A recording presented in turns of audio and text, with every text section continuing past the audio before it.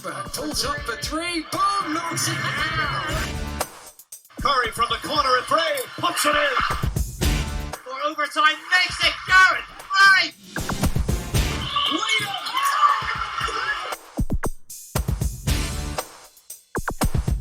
Hi there and welcome to the MVP cast. Hope you're surviving lockdown wherever you are. My guest this time around is a British basketball journeyman, and that's not said in any negative sense.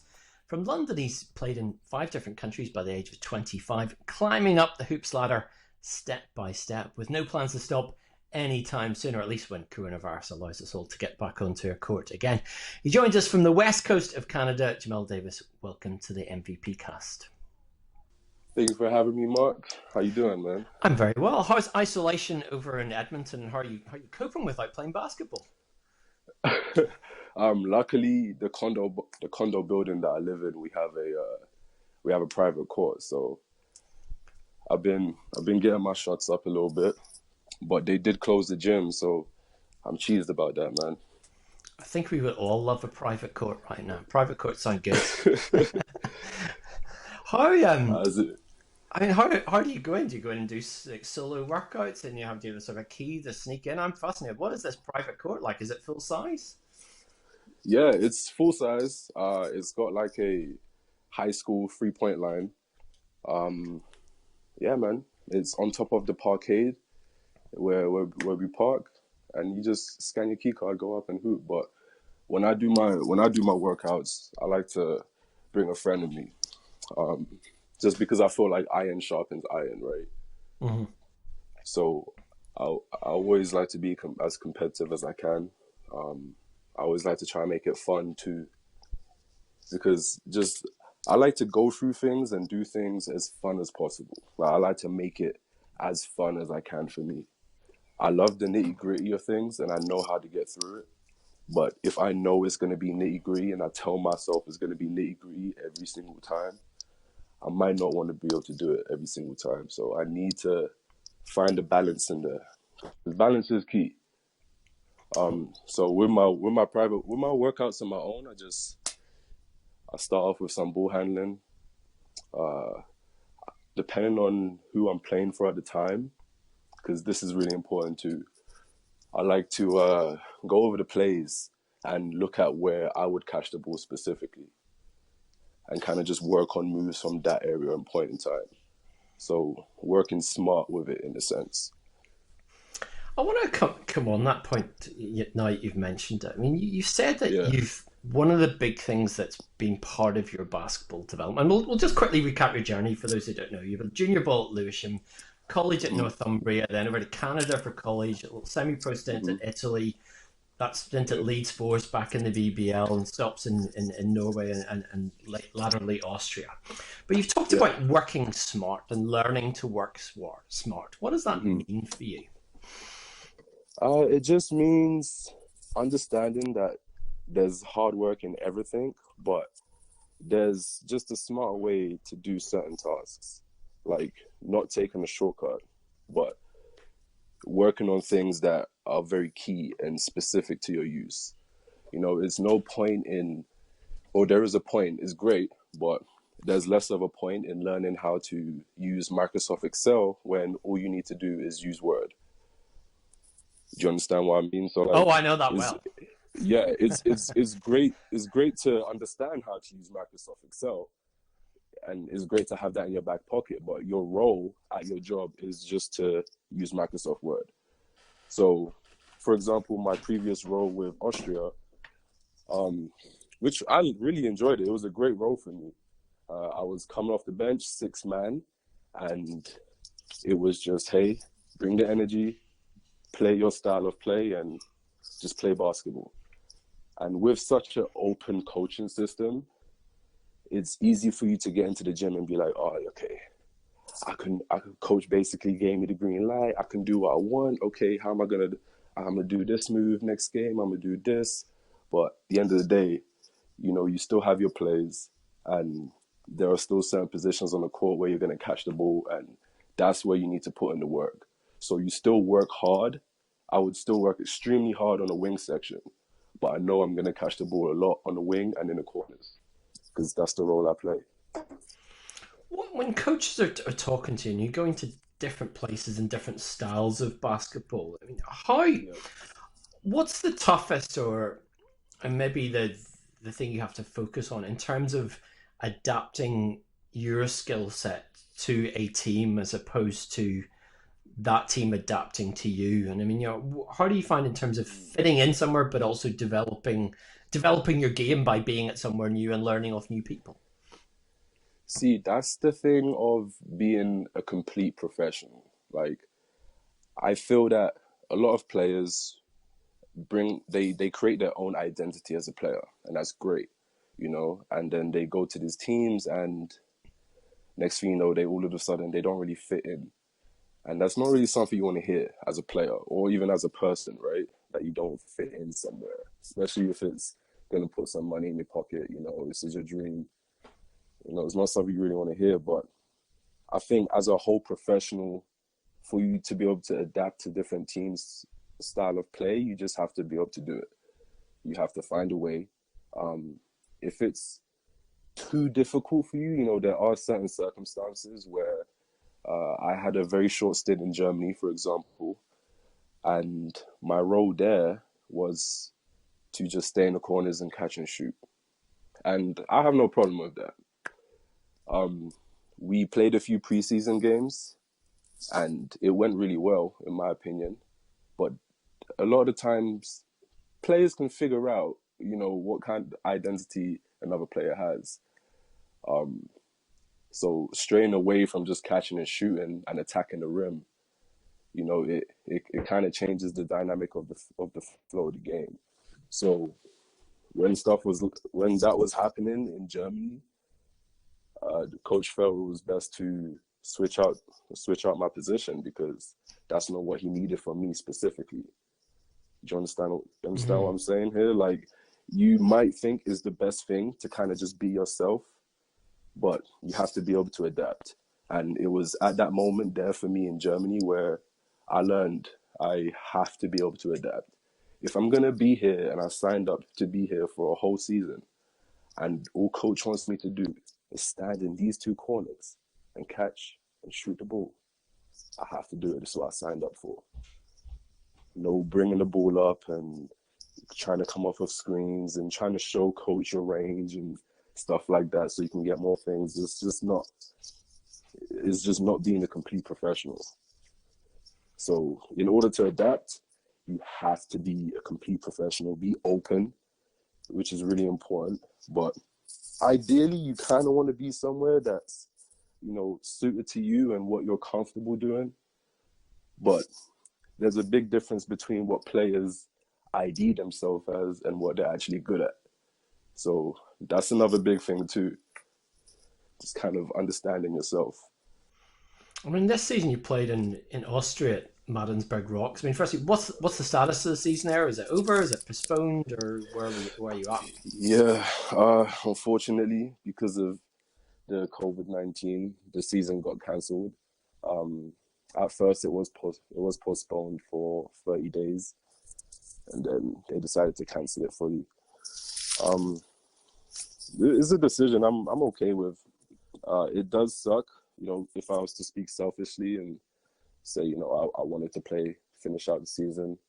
We just finished the first round of playoffs too. We had a really good sweep against a really good team. And we had so much momentum going into the second round, and this happened, and yeah, they went on lockdown. I had to come back to Canada, and now we're all dealing with this pandemic.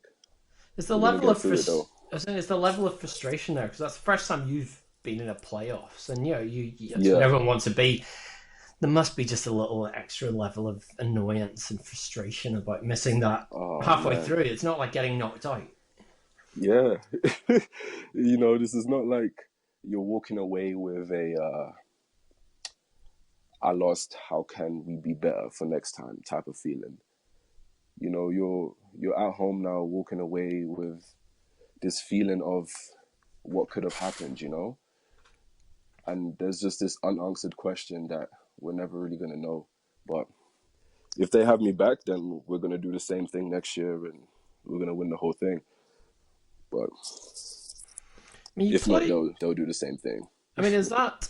I mean, it's listed as a semi-pro league online, but I mean, from the looks of it, it's anything but. I mean, how did you find second-tier Austria? How did you find that level of competitiveness? I liked it. I enjoyed it.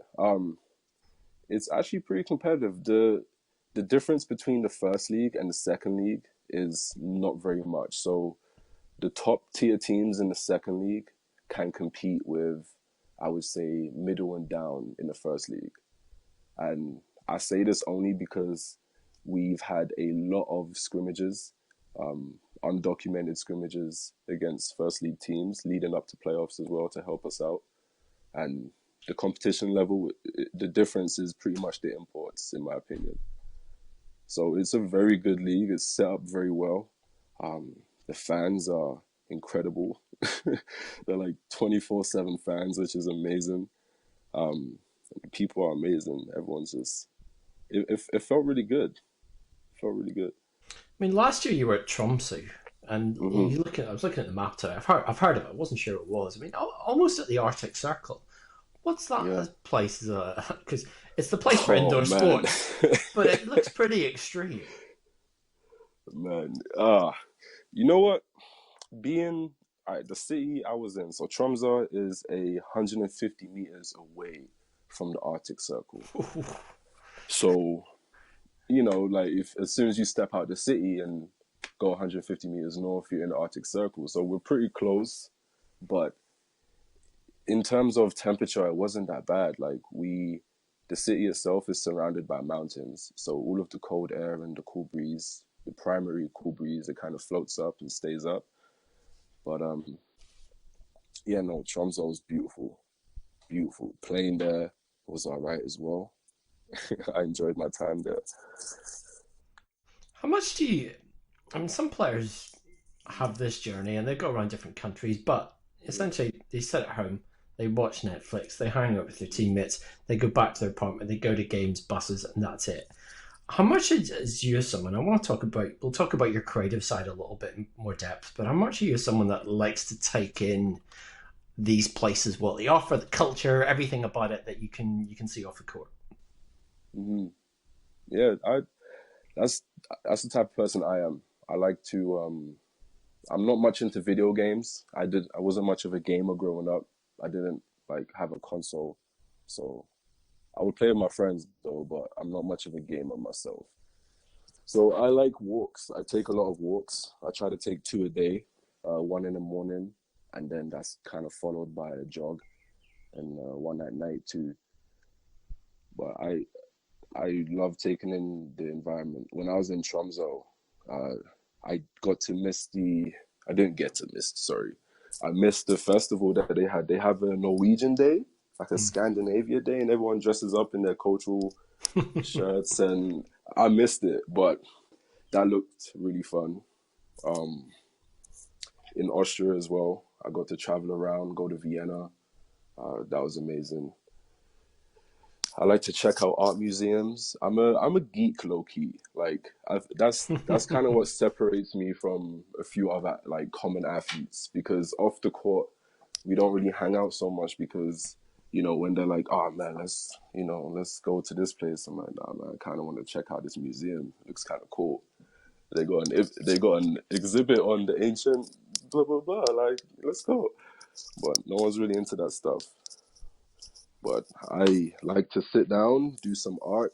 I sketch a lot, which kind of transitioned me into painting.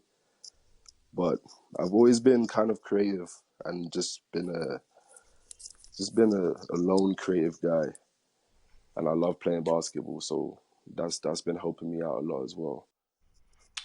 Let's see, last year, we'll stick with basketball for a moment, and we're going to come back to art. But last year you had the tryout with the Raptors G League team, the 905.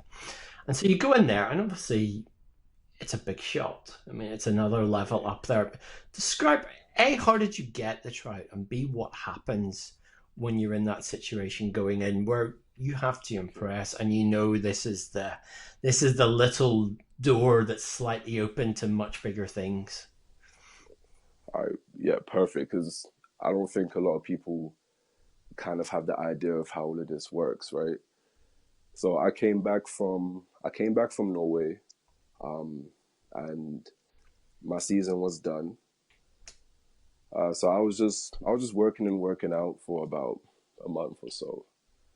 I got a phone call from an old friend, which is an agent. So he's not my agent. He's just a friend of mine that I met a few years ago, and he became an agent recently. He lives out in Toronto, which is on the east side. And he phoned me one day. I was on my lunch break. He phoned me and he was just like, "Hey, man, what are you doing?" I'm like, "Man, I'm eating a sandwich, man. What's up?" He's like, "Hey, man, could you get on a plane today, like by 6? And the time is like almost 1. I'm like, "Okay, yeah, to where?"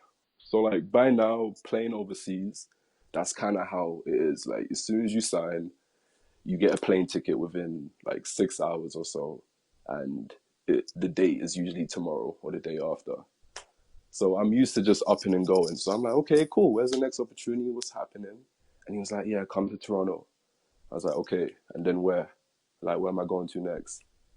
He was like, "No, it's Toronto." He was like, "I just showed like the VP of operations your film," and he was like, "Oh, he can shoot. Tell him to come over.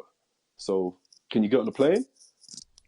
And just like that, I had a workout with the Raptors 905 for a week, and it was a day-by-day basis. So they took care of the hotel, took care of the flight, took care of my meals while I was there.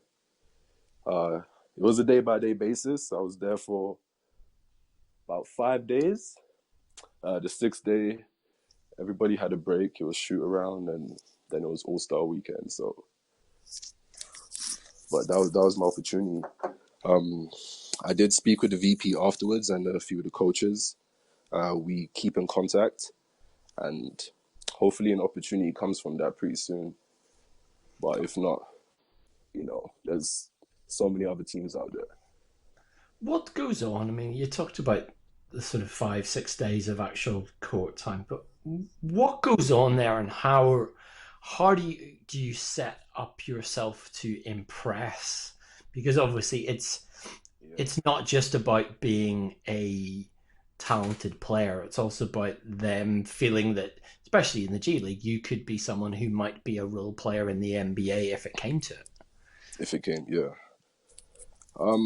With Toronto specifically, how their style of play with 905 is the corner 3. Especially last year, the year that, we were talking the most, like, is the corner 3. And if you take a look at a few of my games, like, the corner 3 is so comfortable for me. So I couldn't just go in there and, try to just run to the corners and shoot threes, right? But the whole practice sessions they're about 4 hours long. Usually my practices with these teams so far have been, I would say, max 2 hours and a bit, playing overseas. But practice was about 4 hours. When you get there, you have to hydrate, you fuel up, stretch. Everyone's doing ball handling workouts. The court split, guards and bigs, and you just have to stand out. You have to look like you belong there. It's easy, especially amongst pros and high-level pros, it's really easy to stand out in a bad way, to stand out in a way of, who's that guy? Like, what's his name? Why is he here? Type of thing. But you have to make sure that it just looks like you fit in, like it's just seamless. That you understand the drills. People have to only explain things to you one time. But yeah, it's pretty tough. I feel like they make notes more of the negatives than the positives. But it's a very professional organization, and stepping in and doing that and seeing it from the inside, man, speechless. But the experience itself and the opportunities that it brought to me afterwards, I can only thank them for having me, man, regardless of the outcome. Because for a lot of players, I mean, even we've seen guys in the BPL who have had G League tryouts. It's great for the resume, but it's also great for just that small exposure to big time coaching, big time organizations, which in turn makes you a better player. Yeah, it's great for your resume. I definitely did get a lot more communication after that trial with teams, because I've been doing this without an agent. Like ever since I left Canada and went to Italy, just without an agent. So I would contact teams. I would Google a country, Google their pro leagues, and I would Google each and every team, go on a roster, find the name of their coach, Google the coach's name, find their email, find something, and then I'll contact them. And that's how I've been getting my jobs here so far. Just doing it the long way, just doing the job that agents do, pretty much. But yeah, no, it helps so much on your resume. I got a lot of questions about it, and yeah, it helps a lot. I don't know how else to really expand on that. Do you get to keep your training gear, or do they wrestle that back off you before you go out the door? Nah. I took some of that. I had to take. I even had to ask for a couple T-shirts. You know, that's a badge you gotta wear with pride, man. Absolutely. You know, it's especially from playing youth ball at Lewisham. You know, playing for Lewisham Thunder, and then playing at Harris Academy Beckenham, and then playing for the post-16 team there, then playing at Northumbria second team university for a year, going to small schools in Canada, and then doing the whole, come on now. It's a weird journey. It's very unconventional, but it's been happening so far. And that Raptors 905 badge, every time I wear a T-shirt, or, you know, I got a jersey on my wall, but every time I wear the T-shirt out, when I go work out, I'll wear that badge with pride. You've got a really interesting Twitter feed. If anyone wants to look up, it's JD_legendary. Firstly, I've got to ask, why JD Legendary? Oh, man. So back when I was young, me and the group of friends, we used to call ourselves the London Legends. With great modesty. With great modesty, yes. Of course. A group of friends and I used to call ourselves the London Legends, and, you know, it was kind of just between us. And, you know, when I made my Instagram, I just stuck with that handle. Like, everyone calls me JD as it is, you know, and keep my group of friends in the mix always. And I've just always stuck with that handle, because I changed it to Jamelle Davis once, and I was like, man, that's too boring. My own name is too boring. Let's switch this up. There's a great quote on it, and I wanted to pick you up on this, because I guess it's one of those quotes you think it gives you insight. You said, "I fought so many silent battles, and I'm still fighting." For you, what's the navigation route been through battles, and what are those battles typically about? Oh, good one. My silent battles are, for right now, as a growing man, is making good decisions.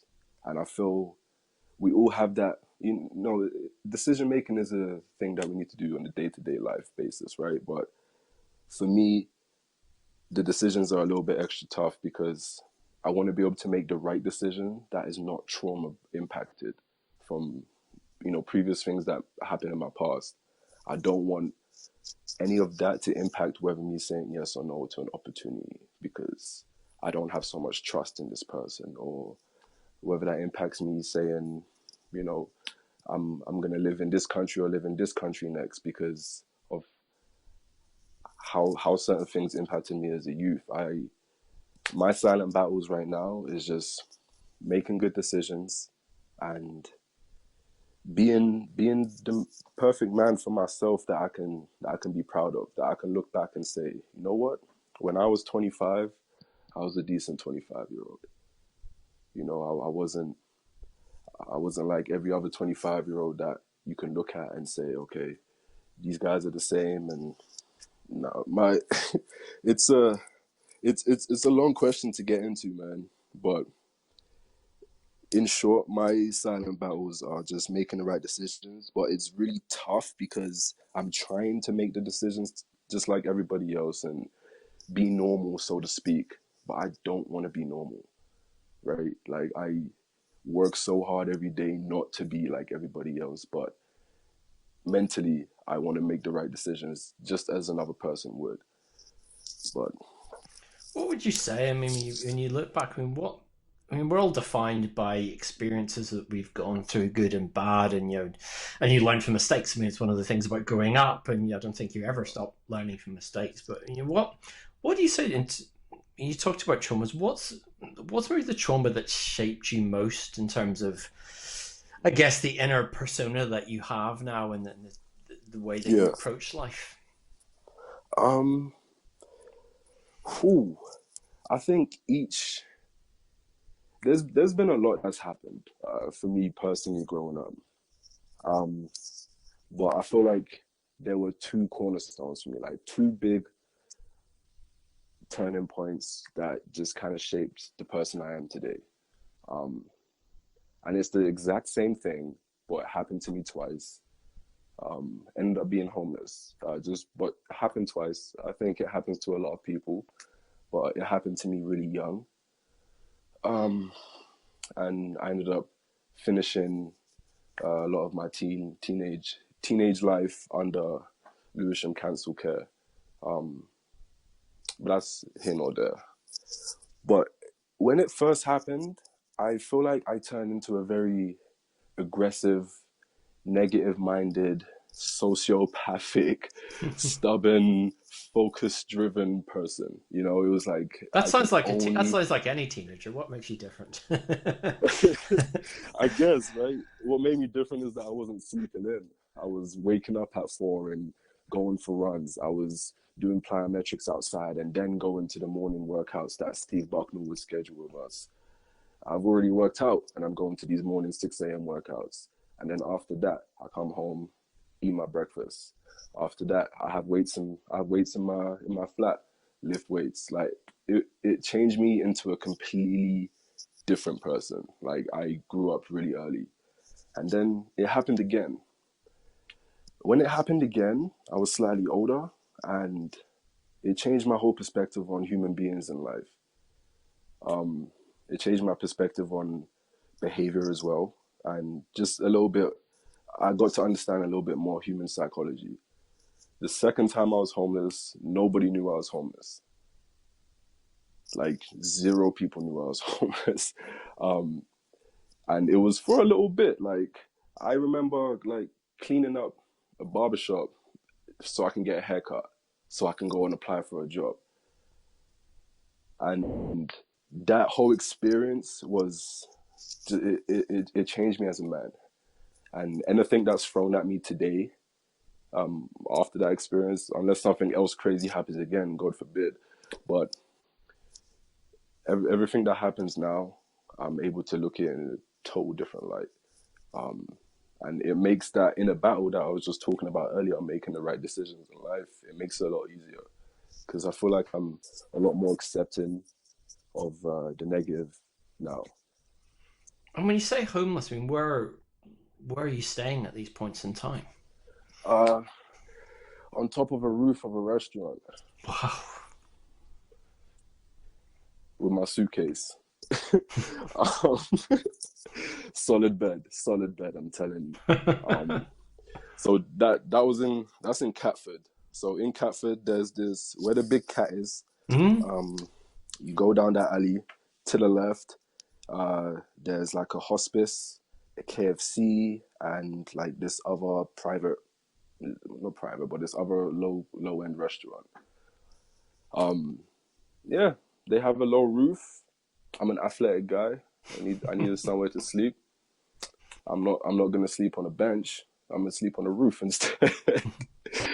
That was kind of my bougie attitude, but yeah, no, this was in London, man. That's why I live in Canada, because I feel it's a lot easier for me to be settled here, and a lot of my memories here compared to my most recent memories in London. Rainbows ahead over the storms, right? So what gets you out of that? I mean, did you find a job, or was it sort of social work help, as you mentioned? What lifts you out from that sort of part? The first time I was a young boy. I was still in school. So through the summer, I was just waiting for Lewisham Council to just kind of give me a place. At first they gave you an emergency hostel. So the emergency hostel is like, you don't want to stay there really. The beds are really small. Like there's nothing around you really other than other people, and you just gotta be comfortable with sleeping with people. And after that, they put you in somewhere else that's a bit more private but temporary. So they put me in a hostel in Sydenham, in southeast London, and stayed there for about 6 months. And after that, they gave me like an independent living housing flat. And by the time I had the independent housing flat, I was about 15, 16. So yeah, so the first time at that age is a lot. I wouldn't say it's easier because, it's still tough. It's a tough thing to go through, but you have the help from the council, right? The second time when I was a bit older, I just like I said, man, I was looking a bit roughed. I cleaned up a barbershop, swept up the floors, chilled with them for a bit, gave me a haircut. I went and got a job. I got a bartending job at a hotel. Perfect arrow to aim for if you're homeless. If anyone's homeless listening to this and they need a job, apply at a hotel, because the hotel staff, they're instructed to shower before shift. So they have like locker rooms in the basement. So you can shower. They have food there as well because the chefs cook meals for all of the staff. And yeah, so I got an overnight shift at the hotel, so I can kind of be awake during the day a little bit as well. So I was working overnights at the hotel, bartending and serving. At the end of that, I was able to shower, still be clean, still be kept fresh, and still strive and do what you have to do, man. Like, a roof is just a roof at the end of the day. Like, as long as you're still breathing and you're still walking, if you can still follow your dreams, you can still be active, if you can still hit every milestone. Like, if you can really find no excuse, there should be no excuses for you. And I feel like not only with that experience, but with everything else that's happened, with being involved in gangs, being stabbed in itself and doing stupid things, a roof is just a roof at the end of the day. Like, you just have to put your pride down, and you just have to put your head down and just keep going. When you come from that kind of dark place, or you're sort of living in the shadows, and in terms of looking for that light, if I can put a very cheesy analogy for that, but a lot of the times people find that light through someone else. There's that inspiration level. Was there someone there? Were there people there who kind of inspired you to go, look, there are better things to aim for if you work hard, if you keep pushing through this? I mean, who was there for you to kind of hold that torch up above? See, it's funny that you ask that, because I'm such a stubborn guy. So even if there's going to be a few names here that person themselves are going to hear this for the first time. First and foremost, I don't know if you know him. You probably do. His name is Ishmael Fontaine. Mm-hmm. He plays in the NBL, most recently with Worthing. That guy, like, I don't even know. I don't know if he knew, but he had no idea. So my year with him playing for Leopards, like, Ishmael off the court is such a nice guy. On the court, watch your head. But off the court, he's such a nice guy. And, there were so many times where, me and a few other young teammates, we'll bug some of the older guys and be like, hey, man, yeah, do you have £1? Do you have £1? Do you have £2? Hey, give me £2. Come on, And we'll just bug the guys and tell them that they're rich and stuff like that. And you know how kids act. But there were a few times Ishmael pulled me to the side and he would like just he would give me £2 or he would give me £5, and he's just like, hey man, get something to eat. And it's like I felt that he knew that I was kind of going through it, but we didn't talk about it because I feel like we had that connection where we're just not going to speak about it. We're just going to keep moving forward. And I love that about him, because I don't really like talking about all of that dark stuff. You know, I don't like diving into it, but I really liked and appreciate that about Ish. And he taught me a lot at a very young age on how to be a pro as well, how to deal with fans, how to talk to management when something's wrong, how to address your coach, how to speak to coach if you need to. You know, sometimes all you need to do is talk to the captain. But Ishmael is one of them. So Ishmael was a light in itself, like just him being there and us being on that same team. So I'm very thankful for the stars aligning for that. Robert Youngblood, our coach at the time. Where is he coaching now? Hemel, I believe he was at last. Robert Youngblood. Oh man, great dude. Same thing on the court. Watch your face because he's gonna elbow you. But great dude. Yeah, he knew as well, because there were a lot of times where our practice would finish. So we were coming from Harris practice, and we were going from Harris to Leopards, and Leopards practice would finish in Essex at about 11.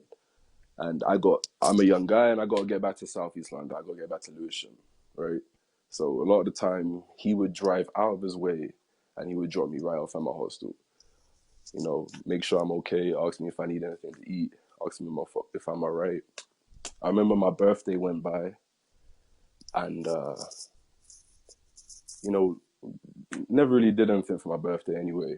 But my birthday went by, a few weeks went by, and he was just like, hey, it's your birthday? I was like, yeah, man. He's like, oh. Hey, man, you remember those J's that you said you wanted? I was like, yeah. He's like, yeah, you can have it, man. And like just little things like that of people being humans, it's just so many little lights along the path. Like there's no one person that's a huge light that makes you, you know, just run 100 miles per hour to the finish line. For me, it's all of these little people shedding their little lights and just helping me out going along. I mean, you mentioned playing at Lewisham, and Steve Bucknell being a coach there, and obviously a historic figure in British basketball. And you know, what's it like to be coached by someone that you know has played for the LA Lakers? Is it impressive as a young kid? it's impressive, but it's nerve-wracking. It's so nerve-wracking because you don't want to make any mistake. Because at first, it's like, hey, man, if I make a mistake, I'm about to make a mistake in front of an NBA player, like an ex-NBA player. No way, I can't do that. And he's my coach, and he controls my playing time. It's very nerve-wracking, but he's a great guy as well. At first, you can kind of see it. You can kind of see the NBA persona in him, you know. And then after a while, when he warms up to you, he's a good guy, man. Great guy, great coach. Yeah, that's pretty much where I started playing with him, with Steve. So I really appreciate Steve. When you go through all the things that you've gone through, I know how much. You know, again, we're all shaped by different things, but how much do you think that has formed the drive you have as a basketballer to be, you know, better, to move up the rankings, to get the better league the next year? I mean, is that in that psyche of yours? Is that a big part of that dynamic? Yeah, definitely. I can just it's almost like a filing cabinet of motivation. You know, I wake up in the morning feeling kind of drowsy, and I can just flick back and think of a really tough time and just compare it to the excuse I'm about to make.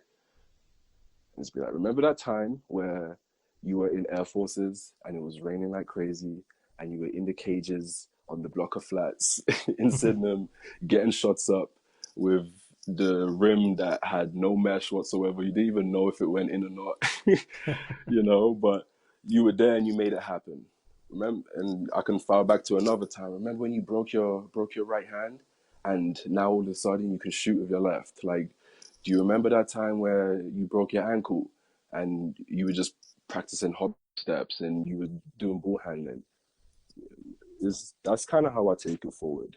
And if it's a really big excuse, like I'm feeling very lazy, then go into the dark times, But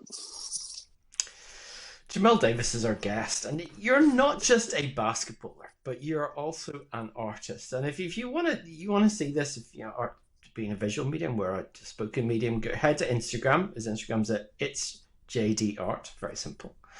How would you describe your style? Because you're incredibly accomplished at what you do. This is not just a hobby thing in a sense, but how did this all come about? And what's the style that you've furnished yourself with? Oh man, art as a whole, I've always been into art.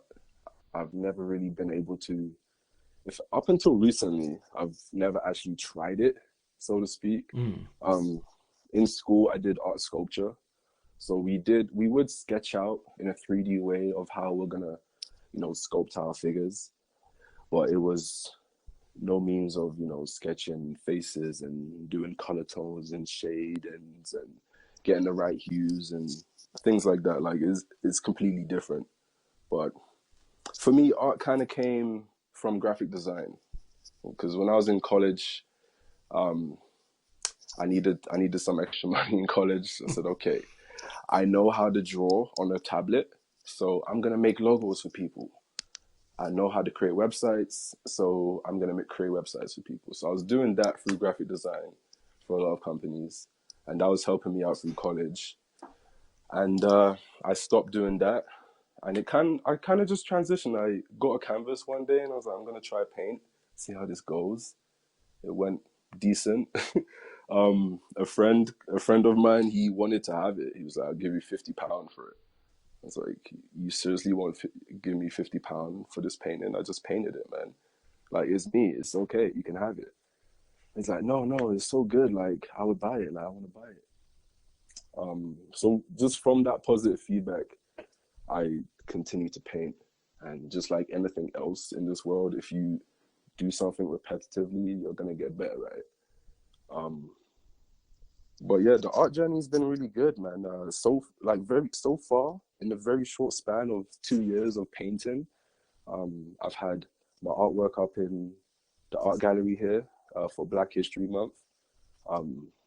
So had it up here for the whole month of February in the art gallery of Alberta. So it's the art gallery of the province. It was a badge that I wore of pride that day, 100%, when I got that news. But my style is abstract pop art. So like my art, it kind of comes off of the canvas. That's kind of how I want it to be perceived when you look at it. But it's very different in a sense. So one day they'll be calling you the Lewisham Andy Warhol at some point. Nah, man. You've got there's 3 that I spot in your Instagram. They're interpretations of one. I hope I got these right. The Mona Lisa, the Joker, Michael Jackson. So who's next? Who would you like to capture? Man, I think next I want to do someone like Muhammad Ali, or Mike Tyson. I've been watching a lot of Mike Tyson film lately. That guy was a beast. But I might do a Mike Tyson piece. I'm gonna do a piece on isolation here pretty soon. So just kind of my take on it, what my view is, and how I'm kind of dealing with the isolation. I'm just gonna try to squeeze that all into a painting, and hopefully people like that. But yeah, next would be an isolation piece, and after that probably Mike Tyson or something like that. Not sure. We'll see. Maybe you. I might do a portrait of you, Mark. That's not been done yet. I'm not sure anyone will pay for it, though. But yeah, I'm always game for that. I mean, one of the other things, you've That's talked... top dollar, man. Yes, indeed. Well, yes, well, to see that on a gallery, Top quid. people certainly looking out of curiosity, going, "Who the hell's that?" Um, you've put down roots kind of in the west coast there of Canada, and one of the things you're very involved in, which is a charity there, and it's it's sort of helping at-risk kids. I mean, tell me a bit more about it. I mean, obviously you've got experience of been through things as a kid. I mean, how much of that's is very much a personal thing of you being able to share experience. Yeah. For me, like, I would love to do something like this in London. First of all, I would love to do something like this in Lewisham. It's pretty tough not living there and doing something like this. Yeah, no, it just because of my experience, like how it all kind of came about is me and a couple of friends. We were at a LA Fitness playing basketball, and we're just hooping, bullying the people on the court as usual. And yeah, there a couple of kids came in, and a few of the guys were like, "Hey, watch out for your phones and stuff, because these kids they're known to take stuff." And I really don't like how everyone kind of just looked at them instantly and just kind of didn't give them a chance. What me and my friends do, those kids, we speak to those guys, and 9 times out of 10, in a group of 5, there's usually one person that is really a rebel. Like if there's 5 rebels, one person's the real rebel, and the rest of them are just followers in a sense. So we get in contact with his parents, and we let them know, like, hey, a few times a year we fundraise, we speak to the outlets, Nike, Puma, Adidas. We speak to local businesses, we fundraise, and we take down an inventory of what the kids in our program want and what they need, and we get it for them. But they have to work for it, though. Like, we don't just get them Air Forces and backpacks and T-shirts and all of those things and say, here you go. It's, hey, come to our event, bring your friends, play in a tournament for it, do some activities for it, and just win the prizes. So that's what we do. A lot of the money comes out of our own pocket, but it all goes back to the kids, man. And I remember being in situations like that where people kind of look at you a certain way because at the end of the day, they don't really know how their life is going, right? And I want kids to avoid doing stupid things out of desperation. And that's kind of where crime really is, desperation. So it's kind of my way of, flattening that curve for people in minority neighborhoods too. I want to give them more hope. So that's kind of what we do. So we do that a few times a year and give back to the kids, man. Last thing, you've had some very good and knowledgeable people like my good friend Dave Hopla, Steve Bucknell, Robert Blundell. Say you have the possibility to make it all the way to the NBA. Now we know that oftentimes is about being the right place at the right time as much as talent. Yeah. But for you, it's at 25. Is that still the dream? And if so, how do you map out this journey from this point? From this point, well, it's still the dream. Like, you can't do anything without thinking you're going to be the best at it, unless you're just kind of half-hearted doing it. Like, I'll be kidding myself if I sit down every day and say, hey, I'm just an overseas pro. Like, I just going to play overseas, some pro leagues, some semi-pro leagues, and call it a night. Like, no, man. Like, I won't be able to sleep at night, like, thinking like that. I have to go for gold. So, yeah, NBA is still the dream, still the plan, still the calculated dream, so to speak. My next steps moving forward, going towards it, is I feel very optimistic with a lot that happened last year with Toronto. Not specifically with Toronto, but with the G League itself.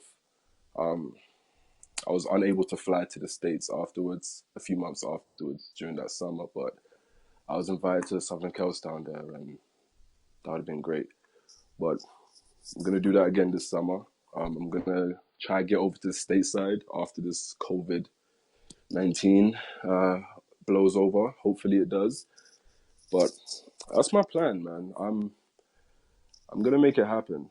It's all about networking as well, and talking to the right people, having the right people in your corner, and just putting in the work. Like, you have to ask yourself, like, is this what an NBA player is doing today? And if the answer is no, then you need to do what an NBA player is doing today. And yeah, but it can happen. It's not impossible being a British man going to the league. Has been done. And the good thing is, has been done. Not every NBA player has access to a private court right now. So you are one up in a lot of NBA players. Hey, low key, man. You're right about that. Well, Jamelle, I mean, it's been an incredible journey, and we appreciate you stopping by to talk about it. Stay safe. Enjoy the court. There's lots of people listening to this who are going to be incredibly jealous of you, myself included. But we look forward to the journey continuing very soon, and good luck and success for it. Mark, thank you for having me. I appreciate it. Hope you stay safe in this quarantine as well. Hope you get through it. Stay busy, stay active. I'll get a ball in my hands very soon. Yeah, get some form shooting. Let's hope so. Thanks, Jamelle. That is it for this edition. You can listen to our past episodes via MVP247.com or via your preferred podcast provider. If you've enjoyed the podcast, please consider sponsoring us to help keep it going. The details are at the site. We'll have another MVP cast even very soon. But for now, from me, Mark Woods, it's goodbye.